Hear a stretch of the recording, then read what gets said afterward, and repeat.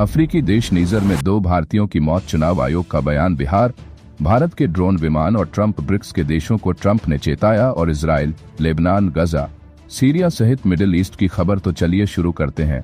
आदाब, नमस्कार, आप देख रहे हैं ग्लोबल आवाज, कम टाइम ज्यादा जानकारी बढ़ते हैं। पहली खबर की तरफ। पश्चिमी अफ्रीकी देश नीजर में 15 जुलाई को चरमपंथी हमले में 2 भारतीय नागरिकों की मौत हुई है। नीजर में भारतीय दूतावास ने सोशल मीडिया प्लेटफॉर्म एक्स पर पोस्ट किया। नीजर के डोसो क्षेत्र में 15 जुलाई को हुए एक आतंकवादी हमले में 2 भारतीय नागरिकों की मौत हो गई, जबकि एक भारतीय नागरिक का अपहरण कर लिया गया। भारतीय दूतावास ने नीजर में सभी भारतीयों को सतर्क रहने की सलाह भी दी। केंद्रीय चुनाव आयोग बिहार में वोटर लिस्ट के लिए स्पेशल इंटेंसिव रिवीजन (SIR) अभियान चला रहा है। चुनाव आयोग ने शुक्रवार को कहा कि उसे SIR के तहत 12% मतदाताओं के एन्यूमरेशन फॉर्म मिल गए हैं। चुनाव आयोग ने कहा 36 लाख मतदाता अपने पते पर नहीं पाए गए हैं। अमेरिकी राष्ट्रपति डोनाल्ड ट्रंप ने भारत पाकिस्तान के बीच संघर्ष के दौरान 5 लड़ाकू विमान गिराने का दावा किया है। इस पर कांग्रेस ने सवाल उठाए हैं। कांग्रेस ने पूछा है कि प्रधानमंत्री मोदी इस पर चुप क्यों हैं। कांग्रेस ने सोशल मीडिया पर लिखा, ट्रंप ने कहा कि भारत पाकिस्तान के युद्ध में 5 जेट गिराए गए। साथ ही ये भी कहा कि मैंने व्यापार की धमकी देकर दोनों देशों के बीच युद्ध रुकवाया। ये बात ट्रंप ने 24वीं बार दोहराई है। वहीं दूसरी तरफ अमेरिका के राष्ट्रपति डोनाल्ड ट्रंप ने ब्रिक्स देशों पर 10% टैरिफ लगाने की चेतावनी को दोहराया है।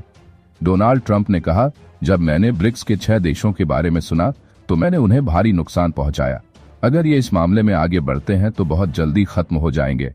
हालांकि डोनाल्ड ट्रंप ने ये बात कहते हुए किसी भी देश का नाम नहीं लिया। ट्रंप ने कहा, हम किसी भी देश को हमारे साथ खेल खेलने की इजाजत नहीं देंगे। अब मिडिल ईस्ट की खबरें। सीरिया के गृह मंत्रालय के प्रवक्ता ने बताया है कि दक्षिणी प्रांत स्वेदा में सुरक्षा बलों की तैनाती शुरू कर दी गई है। इस क्षेत्र में द्रूज और बद्दू सशस्त्र गुटों के साथ साथ सरकारी बलों के बीच भारी लड़ाई हो रही है, जिसमें अब तक सैकड़ों लोग मारे जा चुके हैं। इस संघर्ष को इजरायली सैन्य हस्तक्षेप ने और जटिल बना दिया है। शनिवार को यह तैनाती उस घोषणा के कुछ घंटे बाद हुई जब अमेरिका ने कहा कि इजरायल और सीरिया के बीच युद्ध विराम पर सहमति बनी है। हालांकि रात भर चली झड़पों के बीच यह संघर्ष विराम अभी भी अनिश्चित बना हुआ है। सऊदी अरब ने अमेरिका को बताया है कि वह सीरियाई सेना के स्वेदा में तैनात होने का समर्थन करता है, भले ही इस पर इजरायल को आपत्ति क्यों न हो। खबर गजा से। गजा पर जारी इजरायल के युद्ध को लेकर अंतर्राष्ट्रीय जनमत लगातार इजरायल के खिलाफ होता जा रहा है। अब कई सरकारें भी जनता की इन आवाजों को ध्यान में रखते हुए इजरायल की निंदा तेज कर रही हैं।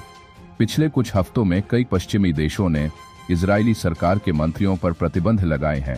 यूनाइटेड किंगडम, फ्रांस और कनाडा ने एक संयुक्त बयान जारी कर गजा में असहनीय स्तर की मानवीय पीड़ा की कड़ी निंदा की है। आज गजा में इजरायली हमलों में कम से कम 50 फिलिस्तीनी मारे गए हैं, जिनमें रफा में खाद्य सहायता केंद्रों के पास मारे गए 32 लोग भी शामिल हैं।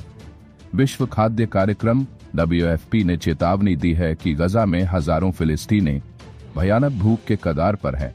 हर 3 में से एक व्यक्ति ऐसा है जो कई दिनों तक कुछ भी खा नहीं पा रहा है।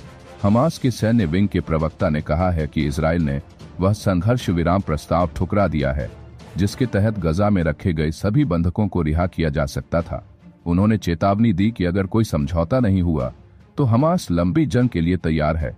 कस्साम ब्रिगेड्स के प्रवक्ता अबू उबैदा ने शुक्रवार को जारी लगभग 20 मिनट के रिकॉर्डेड वीडियो में कहा कि हाल के महीनों में हमास ने एक समग्र समझौते की पेशकश की थी जिससे सभी बंधकों की एक साथ रिहाई हो सकती थी, लेकिन इजरायली प्रधानमंत्री बेंजामिन नेतन्याहू और उनके कट्टरपंथी मंत्रियों ने इसे ठुकरा दिया। अबू उबैदा ने कहा, हमें यह साफ हो गया है कि अपराधी नेतन्याहू की सरकार को बंधकों में कोई वास्तविक दिलचस्पी नहीं है क्योंकि वे सैनिक हैं। उन्होंने कहा कि हमास ऐसा समझौता चाहता है जिसमें युद्ध का अंत, इजरायली सेना की वापसी और घिरे हुए फिलिस्तीनियों के लिए मानवीय मदद की गारंटी हो। उन्होंने चेतावनी दी कि अगर कतर में चल रही अप्रत्यक्ष वार्ताएं नाकाम रहीं तो हमास 60 दिन के उस आंशिक समझौते पर भी वापसी की गारंटी नहीं देगा जिसके तहत 10 बंधकों को रिहा किया जाना था। हमास अब भी गजा में लगभग 50 लोगों को बंधक बनाकर रखे हुए है, जिनमें से करीब 20 के जिंदा होने का अनुमान है। उन्होंने अरब और इस्लामी देशों के नेताओं की आलोचना करते हुए कहा कि इजराइल जो नरसंहार कर रहा है उस पर उनकी खामोशी ने हजारों निर्दोषों के खून का बोझ उनके कंधों पर डाल दिया है। इसराइली विमानों ने दक्षिण लेबनान के अल-ख़ियाम इलाके पर हवाई हमला किया है। इस हमले में अब तक एक व्यक्ति के मारे जाने की खबर है। कासिम ने शुक्रवार को अमेरिकी प्रस्ताव को खारिज कर दिया, जिसमें पिछले महीने अमेरिका ने लेबनान के नेतृत्व से कहा था कि उनके समूह हिजबुल्लाह को हथियार छोड़ने चाहिए। कासिम ने दलील दी कि अगर लेबनान में प्रतिरोध यानी हिजबुल्लाह न हुआ तो इजरायली सेना लेबनान में अपने विस्तार को बढ़ा देगी। शुक्रिया।